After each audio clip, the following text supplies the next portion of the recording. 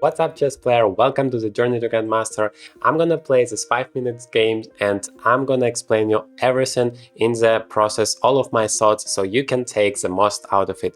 So what I want to do is to have my bishop along this long diagonal, and yeah, it's some type of a Benoni defense slash King's Indian defense. It's very difficult nowadays to really understand what kind of opening it is. I guess if I play e6, it's definitely a Benoni defense.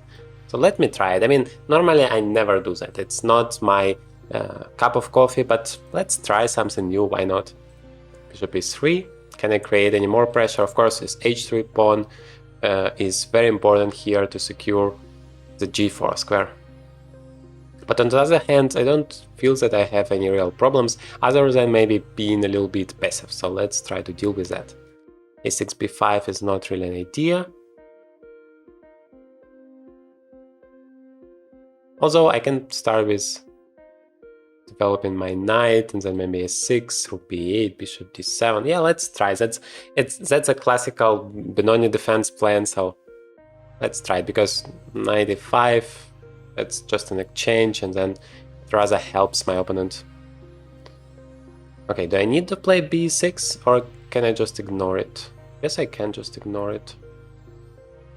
But probably I have to play b6 before I play a6, because otherwise after a6 he plays a5. Maybe even that is okay. Hard to say. Yeah, now knight b5 is kind of a threat, so I have to be careful with that. And also bishop d7 is not a move.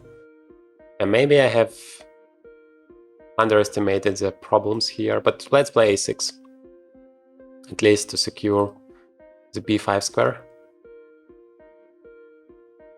I'm not a fan of the Benoni defense at all. I never understood why you would voluntarily play it all the time, because it feels very passive to me.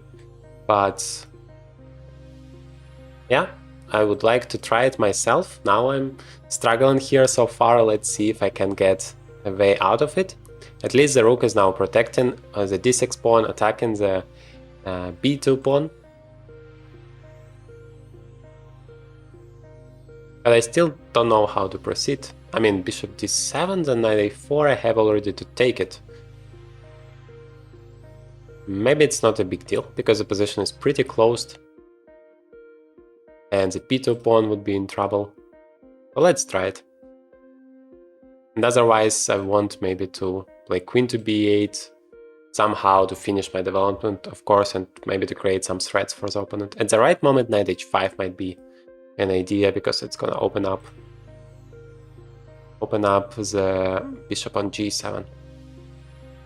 Okay, I can ignore that, or I can also take on e1. Let's take on e1, because if he takes with the rooks, then the e file doesn't seem that important as a file. Knight a4 is not an option now. Although, yeah, rook e7 is an idea, and he might be able to protect it along the second rank. So maybe I was wrong about that. But okay, not a big deal. How do I proceed? Maybe knight e8 makes sense, just to make sure this pawn is secure, so that I have b4 ideas. I don't actually know what I'm supposed to do here. What is my plan? Feels like I need to exchange more pieces, because I'm still having some space problems. g4. Well, it's not actually a threat, because I have this h5 square, which is good for me, but I don't have the knight h5 opportunity if he doesn't play g5 anymore. Let's start with queen b8. Maybe a5, a4. Not sure if it gives me anything apart from having a weak pawn. Yeah, I don't really have a lot of moves here. Let's play rook b4, I don't know. Let's scare him somehow. Knight g5, he's not scared at all. Which is right, of course.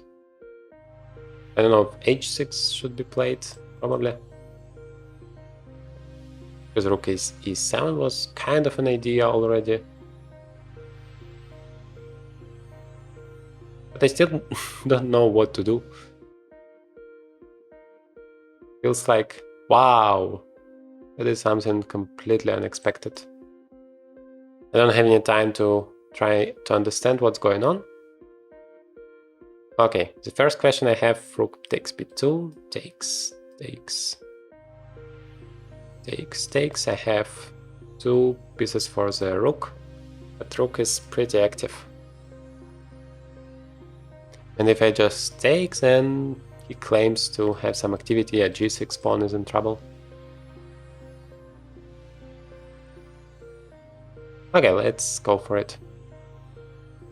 But maybe he still goes queen g5 attacking this guy. But at least I get to exchange the rooks and it's gonna be simpler. No, he takes.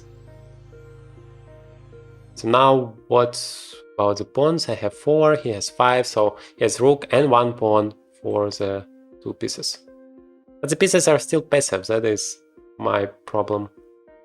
2. So I want to change that now. And also I have a passer, hopefully. And b5 is annoying.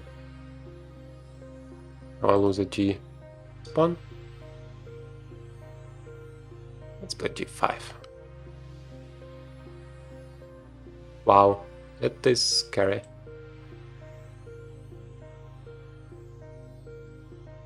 How do I deal with this pin if he just gives me a check? Goes back. Maybe knight g7 is possible?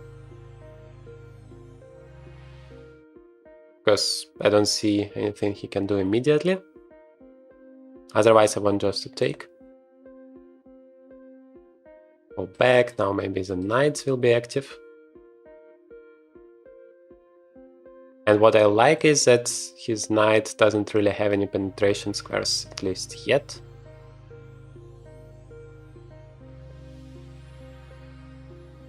No, but rook a8, knight c7 is a problem. Is a problem. How do I deal with that? Now I can just take.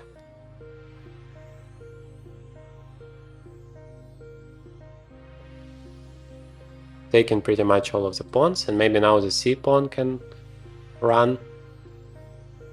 Wait, there is a check.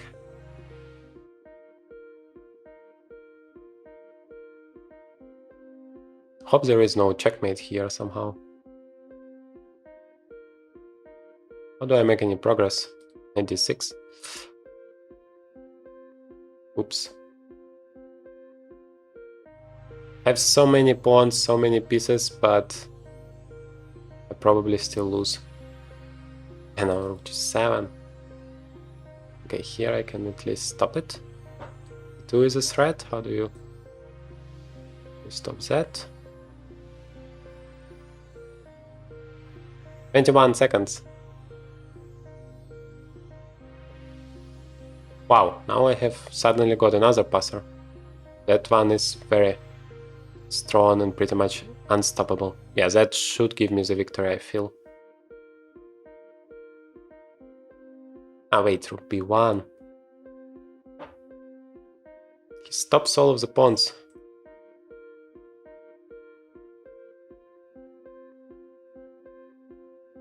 Okay, now, finally. Checkmate, wow. Hope you enjoyed this game. That one was very incredible there. So hit the like button if you did, and in this video you can see an incredible game that I have played. You're gonna learn so much out of it, so definitely take a look.